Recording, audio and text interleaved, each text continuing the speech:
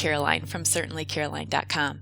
I'm doing little things in a big way by painting and sculpting a miniature fairy tale world. It's Miniature Monday, so today I'm going to share 10 sculpting tips for you. These tips are mainly for doll sculptors, but anyone who works in clay will benefit as well. 1. Always start with an armature. Armatures make so much sense. In addition to saving clay, you will have more control in your sculpting. An armature is the skeleton of your project, which creates form and strength without much effort on your part. When I first started sculpting, I would skip this step thinking it would take away from my sculpting time, and I will tell you that is just rubbish.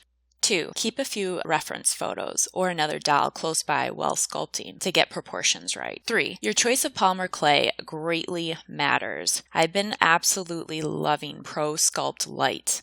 4. Practice. Lower your expectations. Practice some more.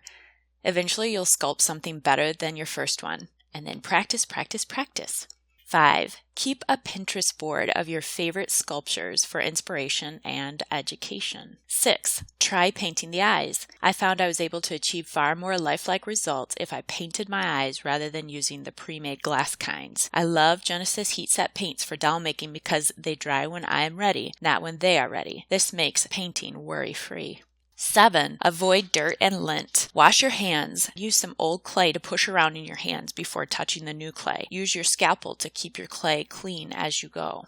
8. Stretch your hands and wrists at least daily. Artists need their hands to function properly. Learn how to take care of your hands properly by watching hand stretching videos on YouTube. I made a playlist of some hand stretching videos especially for artists, and I'll put the link to that in the description below. You might also consider taking up a different medium in addition to sculpting just to give your hands a break. I'm a sculptor and a painter, so when my hands need a break from sculpting, I just start a painting. 9. Don't trust your oven. Buy an oven thermometer. I'm embarrassed to admit that I didn't have an oven thermometer when I first started, and I burnt quite a few sculptures to a crisp. And I mean crispy black marshmallow kind of burnt.